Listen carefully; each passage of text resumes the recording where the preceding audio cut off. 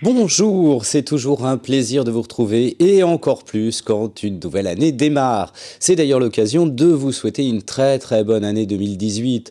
Une très bonne année aux auteurs, à tous les attachés de presse, aux éditeurs, à Lisa et Rachel qui ne sont pas là ce soir mais qui sont toujours présentes dans l'émission et puis à Benjamin derrière sa vitre.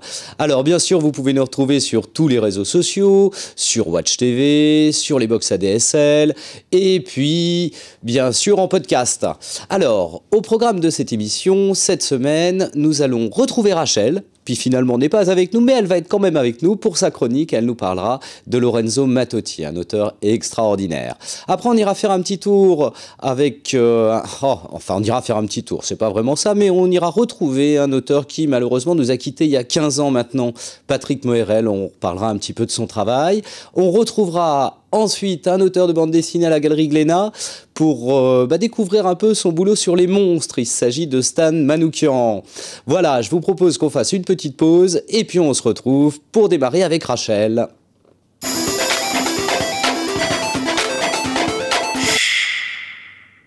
Alors Rachel ne pouvait pas être avec nous ce soir, mais elle m'a envoyé quelque chose justement pour qu'on puisse continuer à poursuivre cette bibliothèque idéale. Allez, on écoute Rachel.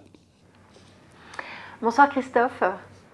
Écoute, merci pour ton invitation. Donc ce soir, j'ai choisi de vous présenter l'auteur, peintre, illustrateur, réalisateur Lorenzo Mattotti. Donc Lorenzo Mattotti, c'est une personne très intimiste, humaniste, plurielle. C'est un grand auteur qui est né en Italie dans les années 50, qui a étudié le dessin dans une école d'architecture, donc l'art de la perspective et l'art de la lumière, des valeurs. J'aime beaucoup cet auteur parce qu'il se considère comme un artisan. Et effectivement, le métier de dessinateur, illustrateur, de bande dessinée, d'affiches, de projets filmés est vraiment un travail d'artisan, dans la mesure où il faut connaître différentes techniques, maîtriser l'art de la scénographie, l'art de la narration. Et donc j'ai choisi de vous présenter à travers l'ouvrage édité par la Fondation Hélène et Michel Leclerc, dans le cadre de l'exposition qui a eu lieu à Landerneau l'an passé. Un ouvrage qui pour moi est totalement indispensable, qui résume parfaitement le parcours, la carrière, l'œuvre de Lorenzo Mattotti, sachant que tout est en progression. Donc dernièrement, Lorenzo a sorti un ouvrage magnifique, Ghirlanda, dont le scénariste est un de ses amis d'enfance avec qui il collabore depuis près de 40 ans, donc Kramsky, qui est son pseudo. Et là, ce qui est vraiment passionnant, c'est que Lorenzo nous plonge vraiment dans ce qu'il appelle la ligne libre, c'est-à-dire des dessins qu'il fait régulièrement dans des carnets. Ça peut être des carnets de type carnet Moleskine, mais où il va évoquer des instants, des humeurs, des interrogations sur la société. Et je ne vais pas vous dévoiler l'histoire de Ghirlanda. En revanche, j'attire vraiment votre attention sur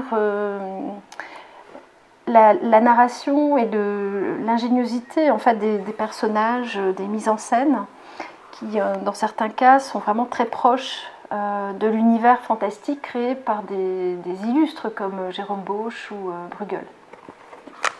Voilà, donc là c'est l'actualité de Lorenzo Mattotti. Concernant son parcours, il y a énormément, ça foisonne, mais il y a des choses quand même très importantes à connaître, notamment cet album, Caboto. Donc Caboto, si je ne me trompe, a été produit par un éditeur espagnol. Et là, on est vraiment dans la Venise à l'époque des explorateurs. Et donc Caboto est un personnage qui a financé des explorations, qui lui-même est scientifique, chercheur, c'est un savant. Et là, Lorenzo va vraiment travailler différentes techniques, mais on est vraiment dans l'art pictural du XVIe et du XVIIe siècle. Voilà, magnifique. Quand je vous parle d'auteurs humanistes, je fais écho notamment à des travaux qui sont publiés dans la presse internationale. Donc ici, par exemple, j'ai choisi 2 de ces images qui ont été réalisées pour Amnesty International, où avec toute sa poésie, toute sa pudeur, il va dénoncer voilà, toute la violence que nous traversons partout dans le monde. Mais il y a aussi un Matoti extrêmement intimiste. Donc je pense par exemple à cet album, question d'intime, donc la relation qu'on entretient avec ses proches et avec ses questionnements personnels. Où là, vous avez une unité de lieu qui est la chambre, et vous avez un travail narratif extrêmement puissant et pourtant très apaisant, très pur, qui est en totale opposition avec ce travail, par exemple, qui va dénoncer les conditions de vie des SDF, des reclus, qui sont plusieurs fois dans la journée visités par des chiens de race, des populations qui côtoient les mêmes quartiers que ces personnes. Et en fait, je crois que c'est vraiment ce qui me touche chez cet auteur, c'est cette puissance à porter un regard extrêmement humaniste, extrêmement pur, en fait, sur notre société. J'avais envie, dans cet album, d'attirer votre attention sur une œuvre vraiment magnifique, où là, Matoti a travaillé sur des grands formats avec l'encre de Chine. Et ici, je pense qu'on est sur une exploration de l'intime, c'est-à-dire de nos ressentis. C'est-à-dire quand on est en forêt, quand on est dans des lieux aussi puissants en termes d'énergie, à la fois on se questionne sur nos peurs, nos angoisses et nos besoins de se revitaliser. Et là, vous avez un travail sans parole, inspiré d'Hansel et Gretel, qui est absolument magnifique, parce qu'il parle vraiment à notre part de confusion et de construction personnelle. Matoti, c'est l'histoire de l'art à lui tout seul. Je vais par exemple vous finir sur voyez, ces recherches qui sont réalisées sur des papiers qu'on peut trouver, des papiers naturels qu'on peut trouver notamment au Népal, et sur lesquels il a totalement imaginé des histoires fantastiques avec des couleurs qui sont une palette de couleurs différentes en opposition à ces noirs et cette puissance d'Hansel et Gretel. Voilà. Donc je vous invite pour vos cadeaux de Noël, vos cadeaux de Nouvel An, à pourquoi pas craquer sur une lithographie ou une sérigraphie de Lorenzo Matoti que vous pourrez trouver à la Galerie Martel. Eh bien voilà, une très bonne idée. Pour ton invitation. Bonne année à tous. Extraordinaire dessinateur, Lorenzo Matoti. Alors voilà, n'hésitez pas à aller voir à la Galerie Martel, hein. Rachel nous en a parlé. C'est vraiment un très très beau travail, Matoti. Alors je vous propose qu'on fasse une petite pause et qu'on parle d'un autre dessinateur dans un genre tout à fait différent. Il s'agit de Patrick Moërel.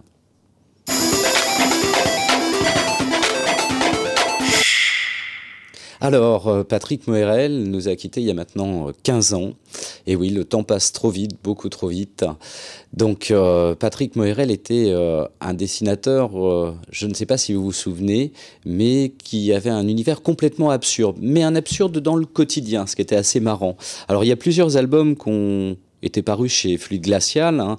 Notamment on peut retrouver dans les derniers Oh quel blocus, Oh quel blocus, ça c'était assez terrible, chez Fluide. Il y avait Noce à moelle, bien sûr, il y avait Trop c'est trop, hop, il y en a 5 au total. Il y en a 5 au total. Et puis, c'était l'occasion aussi de revenir sur certaines expositions qui lui avaient été consacrées. Et notamment, alors il faut savoir que Patrick Moërel a démarré sa carrière de dessinateur au Québec, dans le Fluide Glacial québécois, qui était le magazine Cros. Il y passe 10 ans, de 76 à 86 à peu près, et c'est à partir de 86 où il intègre Fluide Glacial, où il devient un des piliers de Fluide. Si vous revoyez un petit peu toutes les couvertures de Fluide de cette époque-là, il y a de nombreuses couvertures qui sont signées Patrick Moërel. Moërel. Alors 10 ans après sa mort, il y avait déjà eu une première exposition qui avait eu lieu à Villeparisis, une grande rétrospective où il y avait je ne sais plus combien de planches exposées, on retrouvait tous ces dessins originaux. Ça avait été l'occasion d'ailleurs d'un... Allez, je vous l'ai amené parce que c'est un petit collector, un petit fascicule qui avait été édité par les éditions du Terrac, cher à Yves Frémion. Yves Frémion était bien sûr là pour présenter et qui reprenait un petit peu, qui était un petit catalogue d'exposition, tiré à 500 exemplaires. C'est vraiment un petit collector, ça. Alors on y retrouvait bien sûr les différentes planches qui avaient été exposées. Je vous les montre à l'écran, je ne sais pas si vous pouvez les apercevoir. Tout le travail de Moërel, donc ça c'était à Villeparisis en 2013. Et puis il y a quelques années, il y a une deuxième exposition qui lui a été consacrée, qui était d'ailleurs dans un lieu dont on avait déjà parlé, qui est la seule imprimerie coopérative de Paris, qui s'appelle Expression 2. Alors Expression 2, on en avait parlé à l'occasion d'une sortie d'un petit album de Cabu, qui était toutes les unes réalisées par Cabu pour l'Union pacifiste. Alors voilà, il y a quelques années, là, ça 3-4 ans à peu près, il y avait une grande expo à l'intérieur de l'imprimerie où la plupart de ses copains étaient venus. On retrouvait Jean Solé, il y avait Franck Margerin qui était là. Et c'était un moment assez étonnant de revoir tous ces jeux originaux, de voir un petit peu que finalement on n'a pas oublié son travail. Hein. Donc voilà, là ça fait 15 ans que Patrick Moërel nous a quittés. Et ah là là, ça gratte encore un peu. Voilà, on retrouve la dernière image que vous verrez, d'ailleurs, c'est la dernière histoire qu'il avait écrite et qui est une histoire inachevée et on le voit partir sur la dernière case. Voilà, il n'avait pas eu le temps de la finir et de la terminer. Je voulais quand même insister sur ce dessinateur qui était vraiment étonnant et vraiment très très drôle. Je vous encourage à essayer de retrouver ses albums et à redécouvrir son travail à l'occasion des 15 ans de sa mort. Alors, je vous propose qu'on fasse une petite pause et puis qu'on aille faire un petit tour à la galerie Glénat et retrouver Stan Manoukian. Allez, on fait une pause. Alors, Stan Manoukian, on connaît son travail avec Stan et Vince et avec Zep aussi sur les Chrono Kids. Le mieux, c'est qu'on l'écoute parler d'un boulot qu'il a démarré il y a déjà pas mal de temps sur des monstres. Allez, en avant avec Stan Manoukian. Stan, bonjour. Bonjour. Alors on connaît votre travail avec Vince, notamment ça a démarré avec la série Vortex, il y a eu les Chrono Kids avec Zep. Ouais. Mais depuis 10 ans, vous êtes lancé dans autre chose. Oui, en parallèle. En fait, il y a 10 ans, j'ai commencé un petit exercice pour m'amuser, pour me détendre le cerveau, à dessiner un monstre par jour, il y a une dizaine d'années, et j'ai fait ça à peu près pendant 3 ans. Et puis je postais pour me motiver, aussi pour avoir aussi des retours autour de ça. Je le postais sur un blog, donc il y a 10 ans, c'était en plein essor, le plein essor des blogs et tout ça. Facebook n'existait pas, je crois, ou venait à peine de démarrer. Et ça m'a bien motivé. Et puis au bout de 3 ans, j'étais un peu frustré par le format quotidien, c'est-à-dire la contrainte, c'était même assez usant en faire un par jour. Et je me suis dit que ça serait intéressant d'étoffer l'univers, de faire des décors, faire des dessins couleurs, et dans ce cas-là, de le faire moins quotidiennement et de faire quand j'en avais le temps, quoi. Donc en augmentant le format aussi ? Ouais, en fait, je me donnais plus de contraintes là. C'était plus à faire en 1 heure ou 2 heures par jour, mais c'était petit à petit, tous les jours, je travaillais sur un dessin, et puis quand il était fini, je le postais, quoi. Alors pourquoi avoir travaillé sur les monstres ? C'est parti d'où cette idée-là ? Les monstres, ça a toujours été présent dans ce que je fais. C'est vraiment une passion, quoi. Les films de monstres notamment, des tout petits, les premiers films qui m'ont vraiment touché et impressionné, c'était les films de monstres, que ce soit des monstres comme King Kong ou les films de SF. Donc c'est vraiment un truc qui est vraiment très important pour moi. Ça vous est arrivé de travailler d'ailleurs sur des storyboards de films ? Il y avait eu Blueberry, Le Petit Pousset. Ouais, Le Petit Pousset. Film sur les monstres, non, finalement ? Sur les monstres, en fait, à chaque fois, il y avait... pas à chaque fois, mais régulièrement, il y avait des monstres à dessiner soit dans les films, soit dans les publicités sur lesquelles on travaillait. Au démarrage, vous démarrez par la publicité, justement. On a fait pas mal de publicité, mais justement avec les frères Poirot, donc c'est ceux qui ont fait Atomic Circus, dans lequel il y a des monstres d'ailleurs. Ouais, Et eux, ils ont fait pas mal de publicité à caractère fantastique, dans lequel il y avait soit des créatures, soit des éléments fantastiques dedans. Donc ça, on était appelé pour faire du storyboard avec Vince et aussi du design de monstres. Et puis en fait, on travaillait avec eux dans la pub, et dès qu'on a commencé, ils ont commencé à faire du cinéma, on s'est aiguillé en même temps qu'eux sur le cinéma. Et pareil pour Yann Kounen avec Doberman. Par exemple, c'est pas vraiment un monstre, mais c'est un peu apparenté dans le générique du Doberman, c'est l'animation du chien. Et donc on a fait tous les dessins de recherche pour qu'ils soient modélisés en 3D et ensuite animés pour le générique, quoi. C'est ce qui nous a. C'est grâce à ça, après, qu'on a fait vraiment d'autres personnages encore derrière, à la fois d'autres réalisateurs de pub qui nous ont contactés, ou par exemple, même le masque de l'ogre dans Le Petit Pousset d'Olivier Dahan. On a fait aussi ce design-là. Donc les monstres, ça a toujours été. Ça nous a suivis. Hein. Je pense que les réalisateurs ont vu qu'on adorait ça, donc ils vous appellent à nous, quoi. Alors la première fois, donc ça a été posté sur les réseaux sociaux au départ. Non, sur mon blog. Enfin sur le blog, ouais. Oui, après les réseaux sociaux. Et première exposition alors finalement En fait, ça a commencé aux États-Unis. Bizarrement, donc je postais ça et j'ai à la fois sur MySpace, qui était avant Facebook, et ou concomitant, et sur mon blog. Et j'ai eu des contacts avec d'autres artistes là-bas aux États-Unis. Et il y a 5 ans maintenant, ces artistes américains sont venus à Paris et ont voulu visiter l'atelier dans lequel je travaille, et m'ont demandé à cette occasion ce que je faisais de mes dessins. Donc ça faisait plus de 5-6 ans que je faisais ces dessins dans mon coin, en les laissant dans mon carton, quoi, mais sauf pour les montrer, à part pour les montrer sur le net, quoi. Et ils m'ont proposé de les exposer. Et ça a commencé comme ça. J'ai accepté, oui. Je me suis dit, oui, ils avaient une galerie, donc. Et j'ai commencé comme ça. Et puis, c'est le premier pied à l'étrier, quoi. À partir de ce moment-là, j'ai commencé à exposer dans différentes galeries aux États-Unis.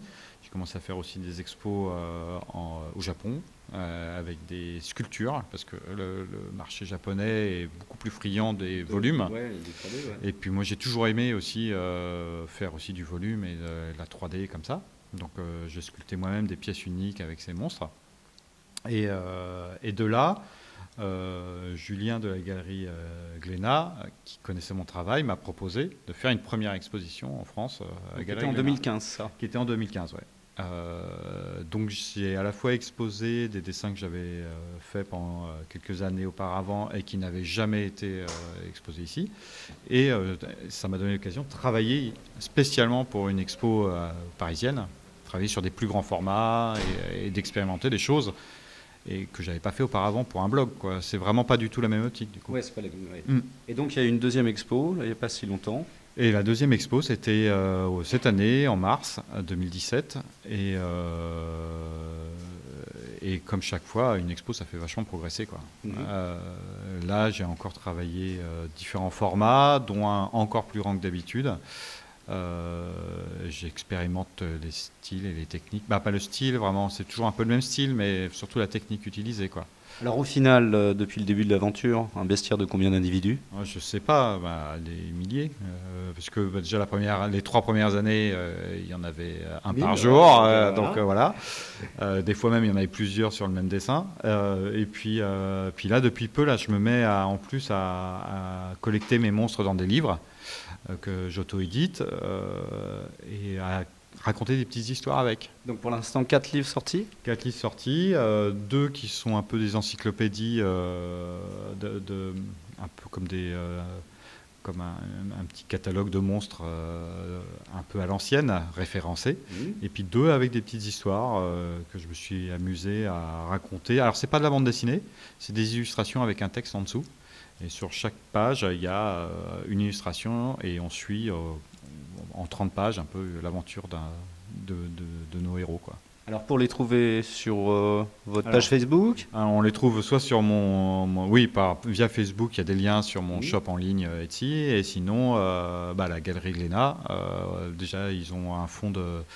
Déjà si à la demande, on peut voir les dessins originaux qu'ils ont sur place, et ils ont aussi un fonds de livres comme ça disponibles. Ouais. Mais il y a peu d'endroits sur lesquels je fais quelques ventes de créateurs ou des trucs comme ça, mais je les vends essentiellement en ligne, parce qu'il y a pas mal aussi, comme j'ai exposé aussi aux États-Unis, il y a pas mal d'Américains surtout des Américains, même il y en a un peu partout, mais qui me demandent de les acheter, et donc je suis obligé de faire la vente en ligne est vraiment plus facile. Parfait, merci beaucoup Stan. Merci, à bientôt, ouais, ciao. Voilà, il faut vraiment aller découvrir les monstres de Stan. C'est vraiment étonnant et beaucoup de succès, hein. C'est très marrant de voir que les Américains et les Japonais en sont très friands. Donc allez faire un tour sur sa page Facebook, allez voir un petit peu tout cet univers terrible de ces monstres. Alors, je vous propose qu'on parle un petit peu de livres, et notamment, on avait abordé dans les émissions précédentes le prix ACBD, et je vais avoir l'occasion de revenir dessus, puisque le prix ACBD a été attribué à La Terre des Fils. La Terre des Fils, donc édité chez Futuropolis, de JP. Excellent album, je vous le conseille vraiment. Voilà, s'il vous reste des cadeaux à recevoir, on ne sait jamais, hein, même si Noël est un peu passé, on peut encore se faire des cadeaux. Je vous montre quelques images, c'est un univers étonnant, très dur, vraiment très dur, hein, puisqu'on est dans une ambiance post-apocalyptique, là, et un père avec ses 2 enfants. C'est vraiment terrible. Hop, voilà, je ne sais pas si vous voyez un petit peu le graphisme de JP.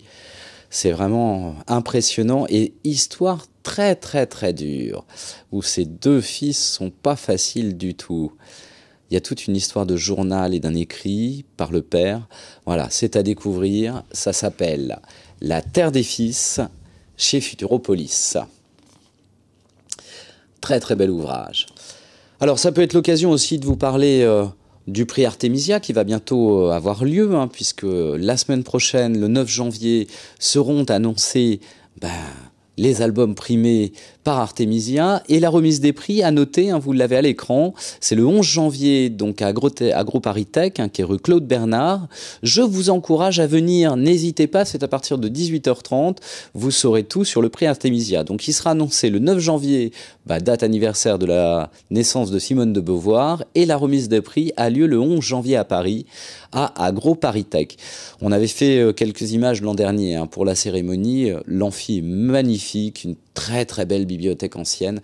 Vraiment, si vous êtes parisien, n'hésitez pas à venir, rue Claude Bernard, le 11 janvier à 18h30. Alors, c'est l'occasion de vous parler un petit peu de quelques sorties bande dessinée, et notamment chez Casterman, le 2e tome du nouveau Corto Maltese, Equatoria. Alors c'est d'après Hugo Pratt, bien sûr, on retrouve l'univers de Corto avec une histoire assez marrante là, puisqu'il se retrouve sur la barque d'Henri de Montfray, il se balade en Égypte, il part à la recherche d'un miroir du prêtre Jean. Assez étonnant, une belle histoire de Corto là, à découvrir. Chez Dargaud, est sorti quelque chose que tout le monde attendait, le Batman de Marini, The Dark Prince Charming. Voilà, alors ça, Batman on connaît, mais Batman par Marini, je vais vous montrer quelques images quand même, parce que ça vaut le détour. Regardez ça un petit peu. Alors Marini, il y avait eu le Scorpion, bien sûr, Rapace, les Aigles de Rome, et voilà son Batman. Vraiment, ça c'est pareil, ça peut faire partie des albums à acheter. Autre chose de très chouette aussi, ça c'est chez Dupuis. Vous savez que Spirou évolue, les auteurs se le réapproprient, et là c'est Véron et Yves Sante qui se réapproprient l'univers de Spirou, et il s'appelait Petit Roux. Voilà, c'est l'histoire assez marrante d'une traversée en 1929. Ça, c'est à découvrir. Et il y a... Allez, je vous le montre parce que ça, vous ne le verrez pas beaucoup. Il y a un album hors commerce, voilà, qui est un tirage limité. et qui reprend l'album en noir et blanc. Allez, c'est pareil, je vous montre des pages, tiens, profitez-en. Regardez toutes les pages crayonnées, on voit tout le travail là du dessinateur. C'est beau, hein? C'est vraiment très beau. Voilà, hop, ça, c'est à découvrir. Alors, dans les nouveautés encore, tiens, je vais vous parler de ça parce que c'est toujours des albums que j'aime bien. Hop, voilà. Alors ça, c'est aux éditions Feu le Beleu. Et vous savez, c'est ces petits albums qu'on peut feuilleter là. Et ça raconte une histoire étonnante. Alors ça, c'est en 2 parties. Je vais vous le montrer de face. Hop, vous avez un côté et l'autre. Hop. Alors ça, c'est à Lazare, matière première. Et je peux le montrer dans l'autre sens aussi. Ça marche dans les 2 sens, c'est étonnant. Et puis celui qui est très marrant aussi, bah c'est Mandrika, Glissette. Allez, je vous le passe aussi. Alors il faut que je vous le passe dans le bon sens. Ça sera plus drôle. Hop, ah c'est compliqué. Donc ça c'est très marrant, c'est aux éditions Feu le Beleu, Glissette. Et pareil, vous l'avez dans l'autre sens. Des albums à lire des 2 côtés. Étonnant. Hop. Chez Glénat, la suite de 999, à l'aube de rien du tout, ça c'est le tome 2. On avait parlé du tome 1 déjà, et ben voici la suite, avec le chat philosophe. Pareil, on avait parlé du tome 1 à l'époque, ça c'est le vétéran, avec Franck Giroud et Gilles Mezzomo. C'est le vétéran. On est en 1815 là, hein, pendant la bataille de Waterloo. Alors ça, j'en avais parlé la dernière fois, mais c'est vrai que je vais y revenir, parce qu'il y avait quelques petites choses que je ne vous avais pas indiquées. C'est le ciné comme chez lui. Ça, c'est sorti chez Fluide Glacial. C'est donc tous les dessins un petit peu coquins de ciné qui sont parus dans lui. Allez, je vous en montre quelques-uns rapidement. Ah, ciné, c'est toujours extraordinaire. Hop! Quel humour ce ciné. Il nous manque aussi beaucoup. Et puis enfin quelques bouquins plus ou moins pour l'enfer. Enfin ça c'est un petit peu particulier. C'est Elena, ça c'est paru chez Tabou. Et puis vous avez Red Sonja, pareil, le trône de faucon, ça c'est chez Kraft Zeppelin. Oh, on est plutôt dans de l'heroic fantasy là. Et enfin un dernier album chez Kraft Zeppelin. Ça, c'est fait par Katia Even. Sur Elmer Fullbeat, le plastique, c'est fantastique. Et voilà. On se retrouve dans 15 jours. En attendant, vous pouvez continuer, bien sûr, à nous faire des petits commentaires sur Facebook. On adore ça. À nous revoir en podcast. Ça, c'est facile, hein. Vous pouvez revoir toutes les émissions d'Entrecases. Et puis sur le site de Watch TV, sur YouTube, Dailymotion et compagnie. Je vous souhaite une bonne semaine et on se retrouve dans 15 jours. Allez, à bientôt. Au revoir.